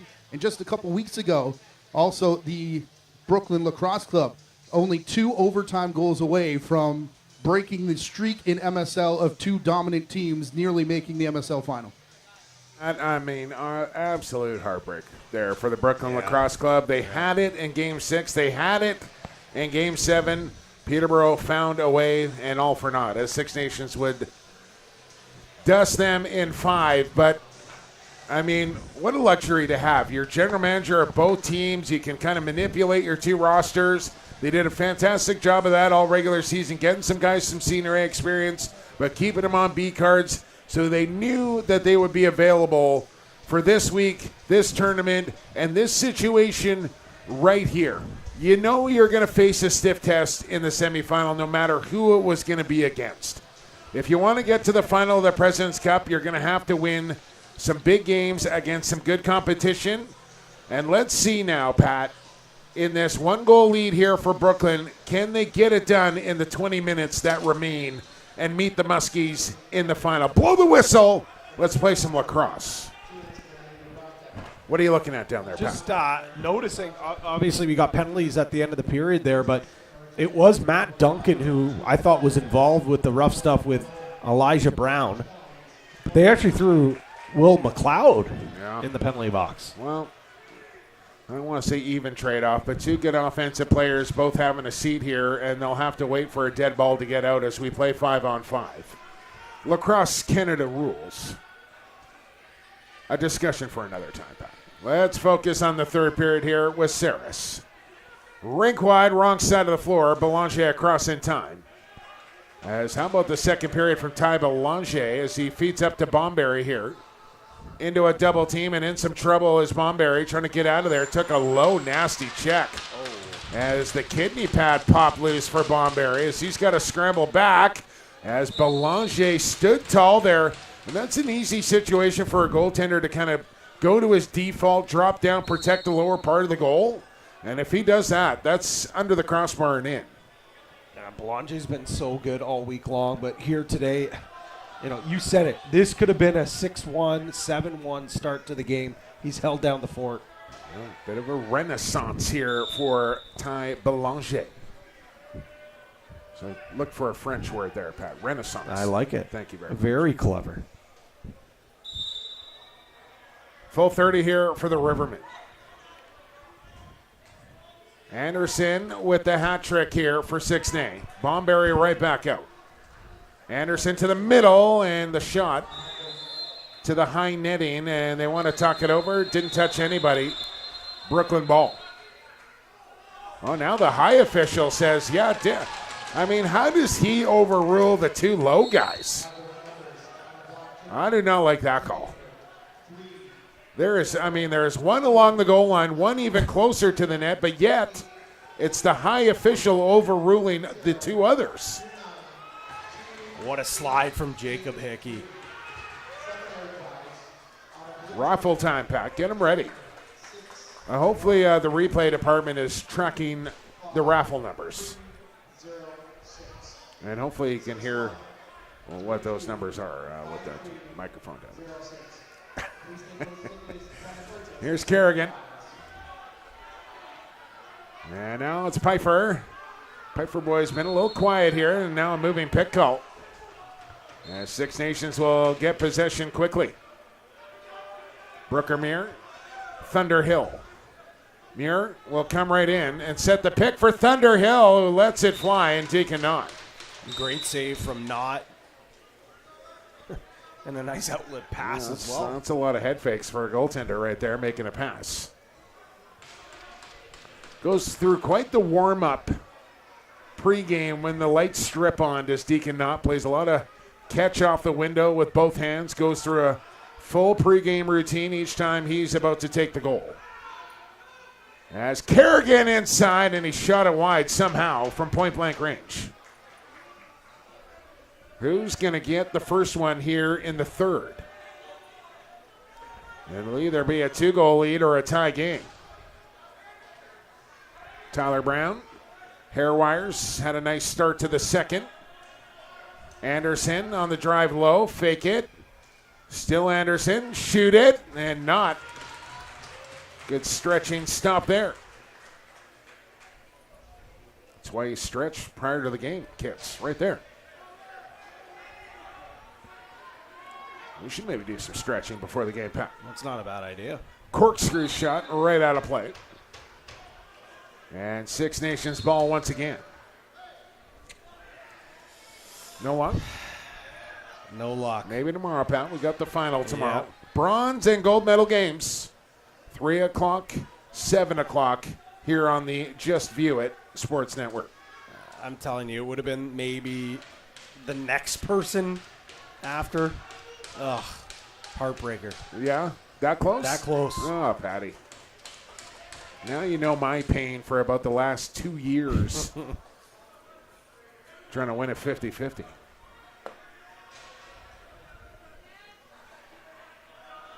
I just like to believe I'm saving it all up for the Man Cup. There you go. Back at Queen's Park. And there's a flat-out drop. Just took his eye off the ball. We'll have to chase high to recover. Oh, backdoor cut open. Saris says somebody lost an assignment there. And man, oh man, Belanger with the bailout of the game. Somebody turned their head the wrong way, and Saris was to the goal. Yeah, you can't lose track of Saris at all. especially in that situation there. That's why they say play to the whistle. 6 on the clock for Miller. Got to go to the goal here. Hairwires can't play that one. Deacon not lost it. Oh, they're gonna. Oh, that's an inadvertent reset. What is going on down there? Was no possession right there. I have no idea how that's a reset. Oh my goodness, Brooklyn has got to be up in arms right there, as there was no possession. The shot clock was 1, and the home team, with an inadvertent reset on the 30, will give another possession here to Six Nations. Can they make him pay? Anderson in a double, in some trouble. And then the ball knocked right out of play, and it'll stay here with the Rivermen. This is a very extended possession. Double money possession, if you will. Goddard and company know it. They got the defense tired here for the Merchants as Anderson taken down in front. Still Goddard. Down low, a sneaky shot, not the stop, and finally the possession comes to an end. Peroni, a good feed. And in come the Merchant offensive players. Looking to add to their 1-goal lead here. And on the cut, left the ball behind. 10 on the shot clock. Powering in, turn, shoots, scores! Osborne with a beauty.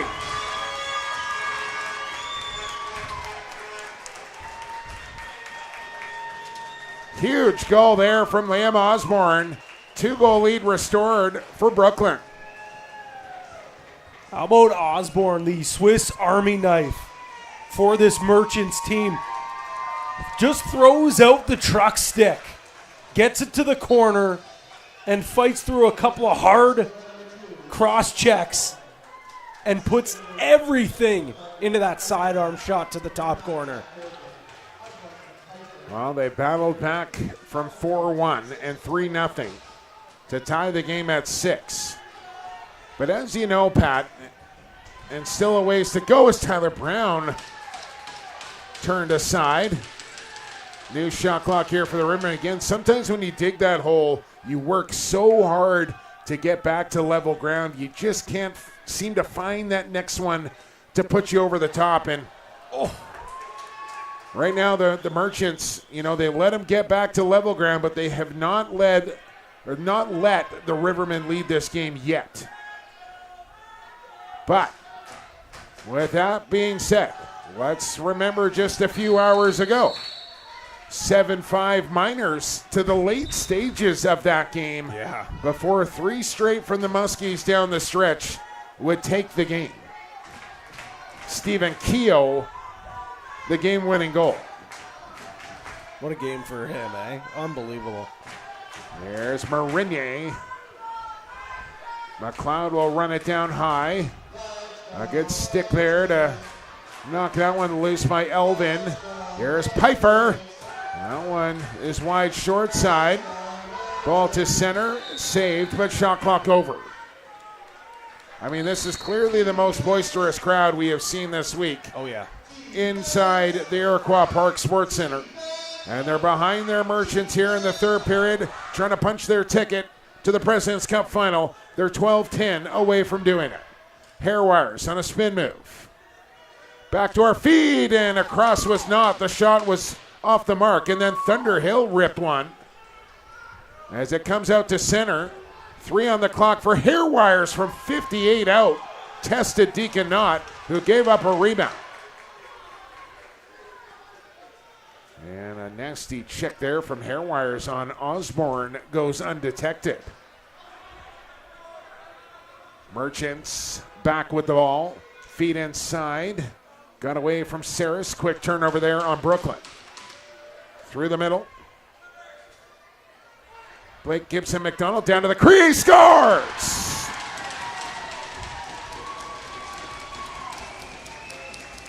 Double C, Christopher Courtney.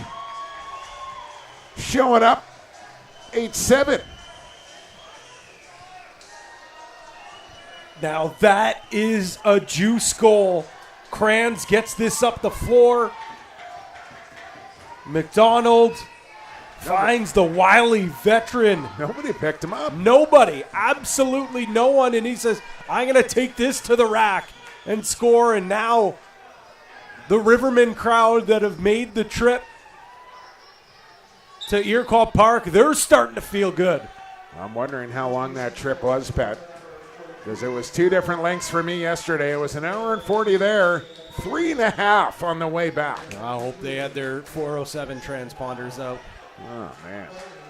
If I had a wallet to pay those tolls, I would have been handing over my credit card yesterday. Let me tell you. Oh, nice pick off by Hickey. Here we go, transition. Osborne trying to bust to the goal. Osborne right in there, scores! Take that, says Osborne. The pride of Bowmanville, Ontario, gets his second of the game, and this is peak Liam Osborne. Throws on the afterburners, dances around the crease. We're going to see here, watch, he finishes on top of the crease, but points to Hickey right away because that goal doesn't happen if the rangy Hickey doesn't knock down that pass and start transition the other way. Are we sure of that, pride of Bowmanville? I thought Shane Jackson for sure the pride of Bowmanville, but we'll give an honorable mention to Osborne. And he's got this crowd whipped up into a frenzy after that one. 2 goals in the third period here for the Bowmanville native. And a 2-goal lead once again for the Merchants. How about that fake from Kerrigan, but then lost the handle as Belanger will gather in. Quick whistle, he's not sure about it. And Belanger got to get this up. High feed. Across it comes. Muir misplayed it. Sure-handed Zach Hairwires. Well, somebody pick it up. How about that move? Here's Elijah Brown. Here's Anderson. And there's a glove stop for Deacon Knott. Well, 9-7 here, Pat. 10 to go. And what do you think? 11? 12? I'm going to 12 say for sure. 12. I wouldn't say 12 for sure. I would. I mean, that means Six Nations got to score at least 5, and that's going to be tough sledding. I think Brooklyn, if they can get 2 more, most likely going to win this game. The next goal will be likely. Most likely. But next goal is going to be pivotal here for sure. Thunder Hill, it's not going to be him this time. Deacon not looking confident. The outlet, and one more to Reed across center. Let's go Merchants, the chant once again.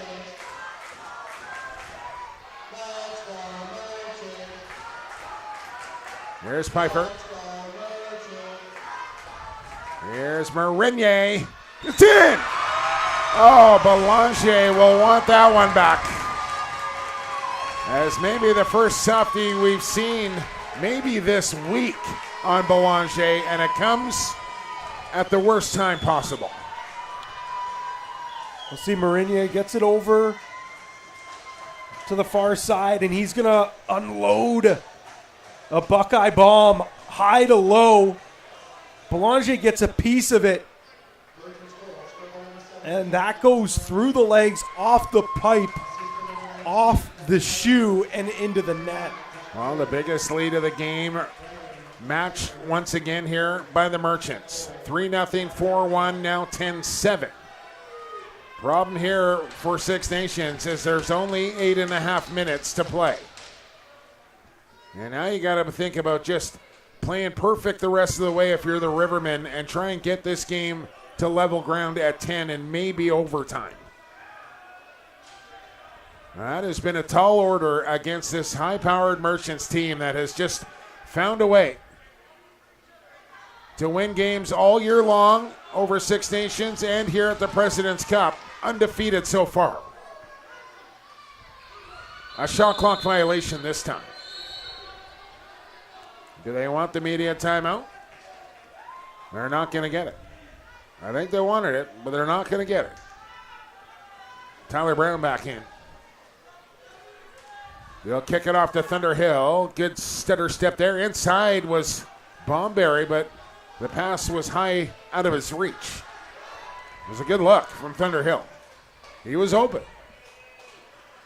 I did get word Hamley, the nephew There you go. of Bobby Hamley, There you go. who I'm sure is tuned in here tonight.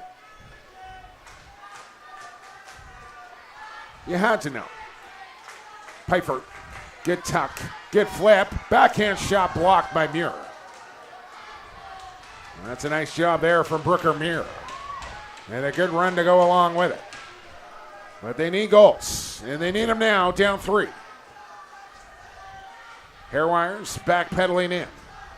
Waits for the pick from Brown. He'll send it across. Here's Anderson.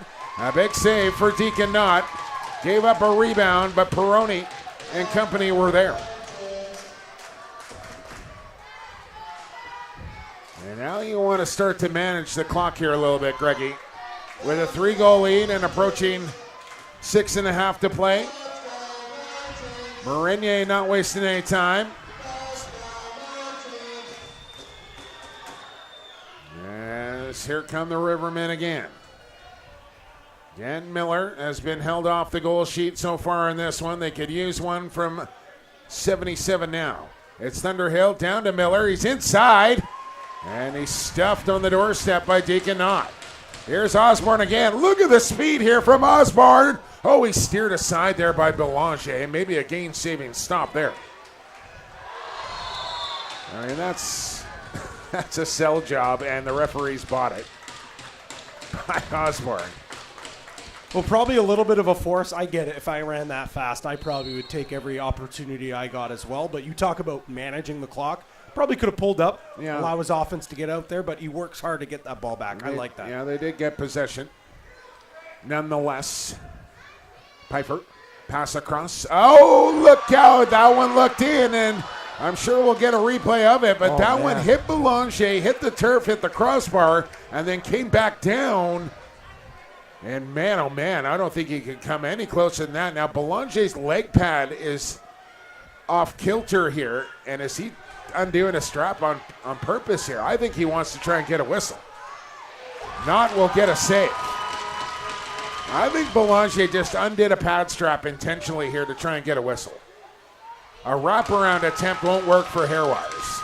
A great block by Peroni in the crease there. I don't think Knott knew anywhere where that ball was. His smart play by Crawford. Yeah, look at Belanger. He's looking at the referee going, hey, look at my leg pad here, sir. It's off. I mean, he wants to try and get a whistle. The official's just saying no. Yeah. I mean, that Joel Furman's having none of it. He did it to himself, so I get what he's trying to do, but you're not putting one over on me, Ty. I saw it. And now it's going to go on the net. He was trying to slow this game down, Pat, and that one backfired as Marinier will fire it to the back of the net. And that's a heads-up play by Marinier to recognize that Belanger's fighting with his pad, trying to get the attention of the official. As you can see right there, outside shot right by that pad. But let's take a look let's see at here. that almost or maybe goal. Not that it matters now. I mean, I think that's in, Pat. I think that tickles twine, Jumbo. Yeah, I think so, too. But we're going to get a goaltender check here. Deacon Knott's mask.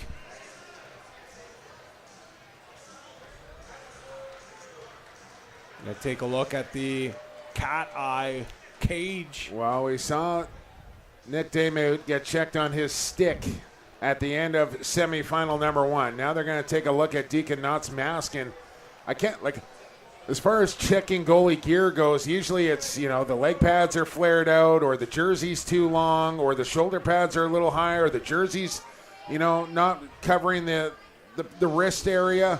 I don't know if I've ever seen somebody have a look at the mask. What could be illegal with a goalie mask that would warrant a penalty? It's the eye holes? It's the eye holes. That's exactly what it is. So we'll see sometimes some goalies with the, okay, the but cross now, cage. If that is the case, why are they designing a goalie mask cage that has the potential to be illegal where a ball could go through that? Like, why would you even risk that? They're going to give Knott his mask back. So I'm assuming. I think it's illegal, though, Pat. I Yeah. think he's got to switch helmets here. Yeah. So what I was about to say, though, Jake, was obviously difference in between Lacrosse Canada rules and NLL rules. Let's actually throw to Matt Carey. Yeah, he might have some insight on this. Lacrosse boss. Well, that all happened right in front of me. Indeed, it was the fish eyes or cat eyes in the mask. It's the Philadelphia mask that Deacon Knott is wearing. And Joel Furman described that they can change the mask. It seemed like an illegal one for the player. It's still going to be a penalty, but if there's another mask, and I believe Deacon Knott's found one, he can bring it in as long as that one's illegal. Deacon Knott was arguing that the helmet itself is CSA approved, but because the check was the mask, I believe we're going to get a penalty coming up here to Brooklyn. It's a 4-goal game, but it's a penalty here to Brooklyn. And now Deacon Knott, I believe, wearing Cootsy's field lacrosse style helmet. Yes, he is. Which will be a bit of an adjustment, but one that Knott should be able to handle. I saw somebody kind of take off to the back room to maybe look for a backup mask here for Deacon Knott, but I don't know if it's been located yet or not. And there it is. There's a white one coming out now. The hockey style mask, that is Ryan Shukowski's mask. So now he's worn his own. He's put on Coots, and now he's put on the third goaltender's. Matches the gear nicely, I will say, but kind of gross throwing on somebody else's bucket. Probably dry, mind you, as he's not playing in this game, but still. Yeah, Shooter took some shots in warm-up, but definitely not playing this one. But at least it goes to the hockey mask, and his cage, again, NLL style, so the cat eyes can be larger. Are they getting two here? And listen, as far as the goalie gear check goes, I get it here from Six Nations. You're down, your life's on the line, you got to try something.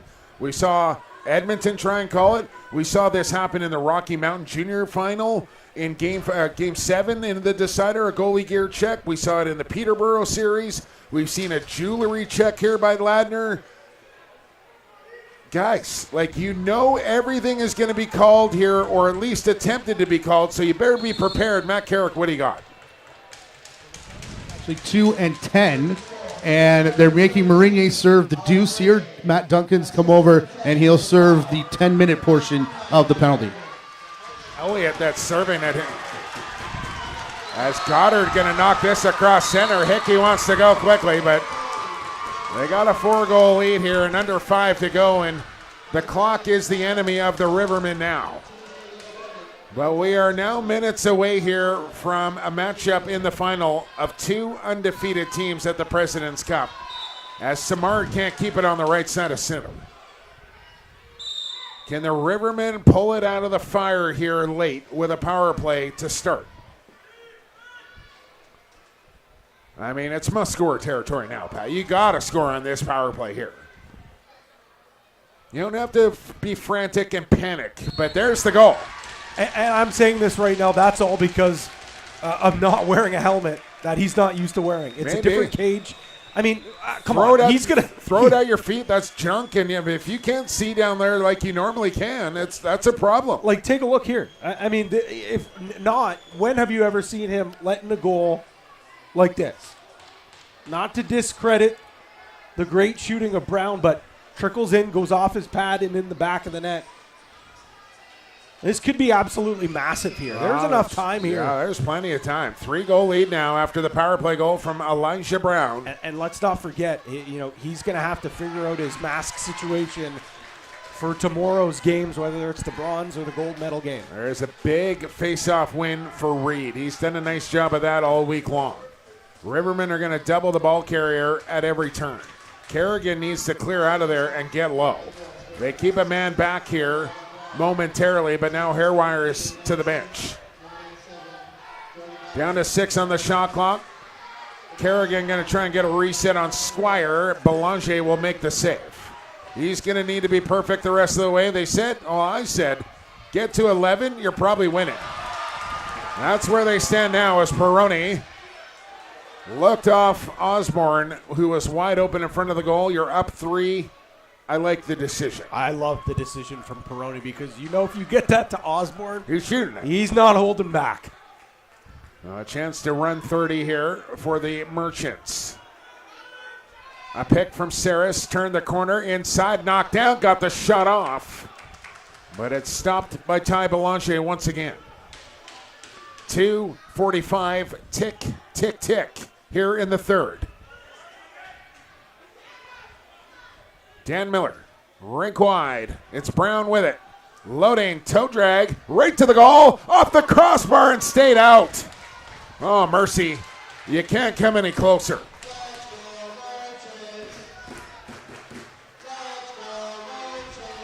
The Piper boys, come on. They're looking to get this ball deep in the zone. Muir trying to pry it free.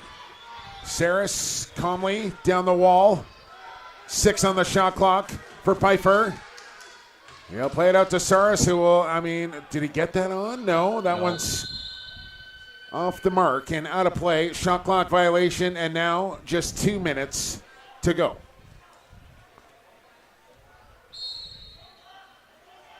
Rivermen giving the Merchants all they can handle here in this semifinal. There goes Belanger to the bench. 6 on 5 now for 6-9. Hairwires trying to drag somebody in with him. Hickey on the interception, only Anderson to beat. Hickey's going to run it and score it. That's going to do it. The Merchants are going to go to the President's Cup final on their home floor.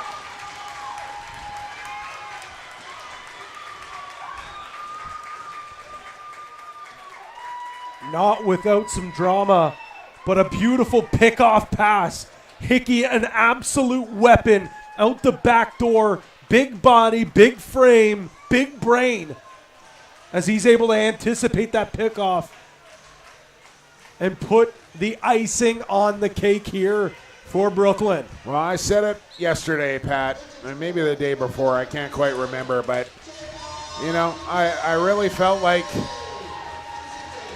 Brooklyn and Snake Island have been the best 2 teams here all week long. Yep. The records back that up. They're both undefeated going into the final tomorrow.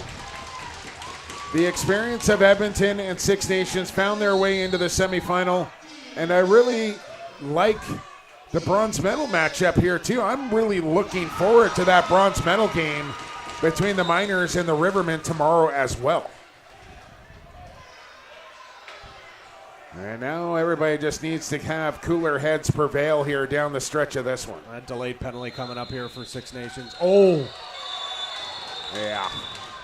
Look out here. Belanger going to try and get in the way here as Six Nations coming a little unraveled at the end of this one. Frustrations clearly boiling over. And Brooklyn's got to be careful here, Jake. Obviously, you don't want any suspensions carrying over. Now, they're not done yet.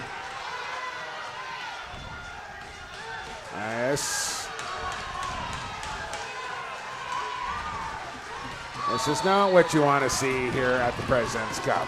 Just walk away, boys, and walk away. Just walk away.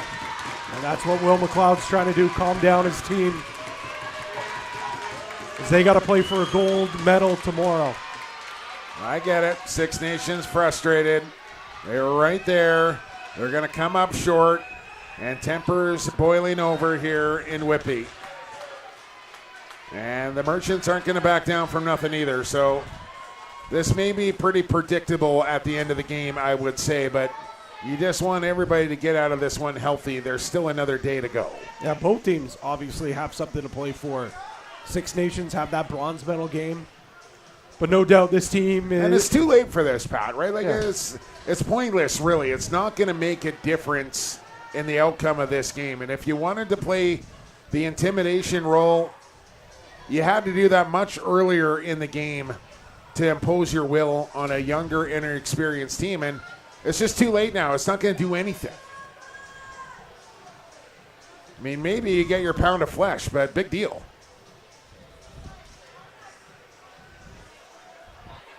Officials. Now, I think that was actually a really nice piece of officiating, the way all those guys down there found a way to kind of get in the way of everybody and never really let anything kind of get started the way that they wanted to. Yeah, absolutely. And that takes some courage from the guys in black as well to get in between that. You'll see some guys will just kind of say, like, I'm not getting in the middle of that and just let it happen. Not those guys down there. Ecclestone would be one of those guys, right? The referee in charge. He just kind of I had to find a way to get at least one in there on Andy. Well, it'd be an interesting situation now tomorrow, Pat, with this mask thing here with Deacon Knott. You know, I know he's been wearing his Philly mask. I would imagine he's probably have another or even 2 or 3 at home that's been sitting there that are probably more comfortable to him and legal that he's going to have to go to for the final tomorrow because I don't think he can wear that Philadelphia one again. Well, he can wear the actual helmet itself. It's that cage that is the issue that he's going to need to figure it out. So whether he uses that helmet and puts on a new cage or he finds his Burlington Blaze helmet from his Minto Cup days. And the entire crowd here on our side of the arena, Pat, essentially standing here for this final 66 seconds. And we'll see how the Rivermen want to react down the stretch here. It looks like cooler heads shall prevail. As they throw out a rather smaller offensive lineup here for Brooklyn, that kind of tells you where they're at. They don't want any part of it. And they are up 2 men as well, so you can just get the Rivermen kind of running around ragged here. And I don't think they feel like doing that either. So one more possession here for Six Nations as Bomberry a little reluctant to come off the turf.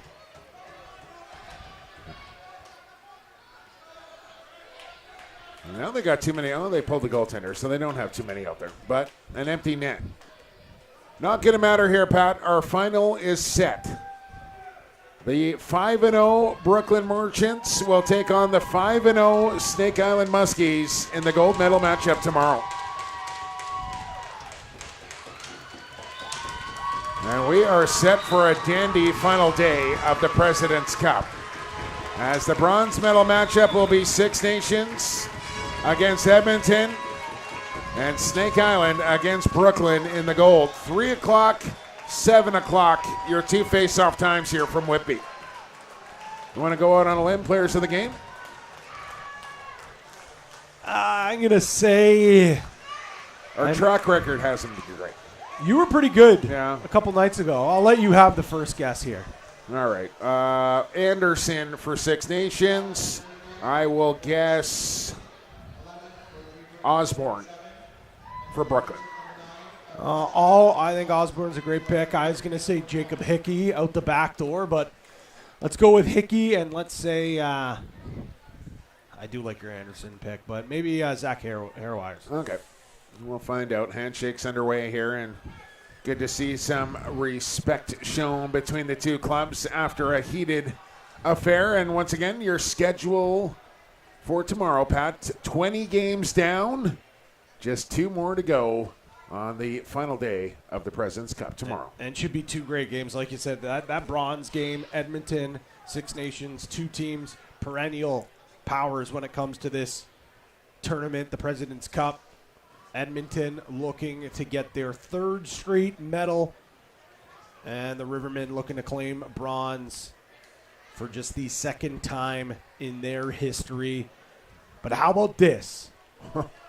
Brooklyn, 25 years celebrating their 25th anniversary, getting back to the final for the first time since 2000, since their first year. The inaugural year they made it, but they came up short, winning silver. They're going to look. Well, I just love the fact that these 2 teams that are going to meet in the final, for 1, have not played each other this week, and for 2, have not lost. Very rarely do you get 2 games or 2 teams in the final of the President's Cup that have yet to lose a game, and that's what we get. When you go to pool play, you can get this, right? And this is what I said at the beginning of the week. You're going to get better lacrosse, fresher lacrosse, and you're going to get a truer champion at the end of it, as Davin Bomberry getting the player of the game here for Six Nations. Okay. But the fact that we get 2 undefeated teams and we're going to get the best matchup, that's what you get out of the pool play. And I think The right two teams have made the final, and we're going to find out who the real champion is. But I give up. I honestly, no disrespect to either one of these guys because they both played hard down there. But I'm not sure who's picking these players to the game here in the last couple of games.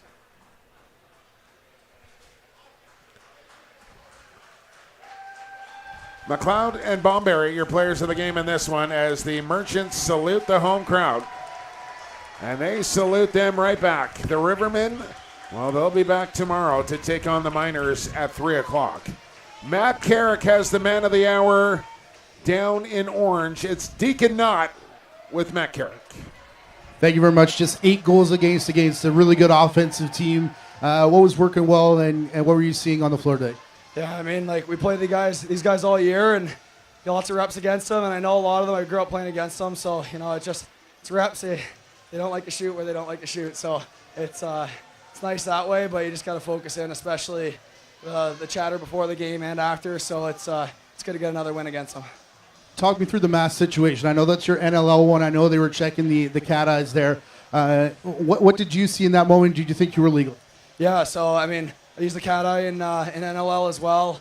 I mean, what I grew up playing with, especially in hockey as well. So I'm pretty used to it. But what my knowledge was all the way up and going into this game especially, that because my upper mask bar wasn't touching the bottom, then it was CSA legal, and I guess it wasn't. So yeah, I mean, I guess I had to soak that one, but yeah. Talk me through your next 24 hours before the gold medal game. This is where you guys wanted to be in front of home crowd. You're prepping, you're getting ready for tomorrow against Snake Island. Yeah, I mean, I know Snake Island's going to be a good team, so lots of rest. Maybe watch a couple of the games of the tournament with them, but lots of rest going into tomorrow for sure. I mean, got the day off throughout the day, so it's lots of sleep and some treatment as well. So yeah, just looking forward to tomorrow. All right, sounds good, Deacon. Thanks for the chat, and congratulations. Good luck. Thank you so much. You got it. Deacon Knott of the Merchants, and send it back upstairs. Jake Elliott, Pat Gregoire will wrap up our semifinal day. Great job today, lacrosse boss down there with Deacon Knott. We'll see what he shows up with here tomorrow as far as a mask goes. Maybe he puts a new mask on the Wings helmet, or maybe it's a completely new setup altogether. We'll find out. But we know our matchups for the final day of the President's Cup tomorrow. 3 o'clock Eastern Time, Miners and Rivermen. 7 o'clock, the gold medal matchup. Snake Island will take on the home team, the Brooklyn Merchants, for the big enchilada. Final thoughts, Pat, before we send them on their way? We're in for 2 great games, but that now goes 16 straight wins for Brooklyn. Have not lost since June 28. Over 2 months, but it does not matter. It's 1 game. Snake Island wants to be that team to hand them the loss. We'll find out how it all shakes out tomorrow. We hope you will join us here on the JVI Sports Network, streaming free from Whitby on the YouTube channel. But for now, we got to get out of here. We got to get some rest ourselves, so we're ready to go for a big Saturday at the Prezi. For our entire production crew here at JVI, for Pat Gregoire, Matt Carrick, I've been Jake Elliott, and for the fastest game on 2 feet, for the Crater, we'll talk to you tomorrow from the President's Cup. From grassroots to major international events, Sport Durham's award-winning edge is the care we take to create memorable participant experiences and lasting legacies. Collaborate with Sport Durham to host your best event yet. While you're here, be sure to visit durhamtourism.ca for things to do across Durham Region's 8 vibrant communities. Summit Access Solutions is a turnkey access company that can accommodate any and all projects from scaffolding, swing stage, material lifts, weather enclosure systems, and shoring, just to name a few. We specialize in making what looks impossible possible so that you can complete any project safely, efficiently, and on time. Call us at 877-786-6483 or visit summitaccess.ca. No matter what the disaster, we'll be there to help get everything in your home or business restored back to normal. Whether your property has suffered from a kitchen fire, basement flood, or a break-in, our professional technicians and restoration experts will use the best tools and strategies to help you make your house feel like a home again. The wait is over. The NLL has partnered with TFL Sports to bring you something legendary. Not since the days of the 1993 MILL has Pro Box Lacrosse seen premier collectible trading cards. The most comprehensive, officially licensed NLL trading cards ever, featuring legends, rookies, game highlights, and more, all dropping in October. Pre-order yours now before they are gone at shop.tflsport.com. With this many stars, you won't want to miss your chance to chase greatness. Whether you're just getting into lacrosse or a seasoned veteran ready to upgrade from that old broken down smelly gear, Twisted Heads Custom Lacrosse has you covered. We specialize in custom head dyes trusted by the pros and stringing for all ages. Follow us on Instagram at twistedheads_lax, and you can also stop by the Warthog's Den at 203 Simcoe Street, Unit 8, Peterborough. Can't make it? Don't worry. You can find everything you need right at your fingertips at twistedheadslax.com. Unleash your inner warthog at Twisted Heads Lacrosse.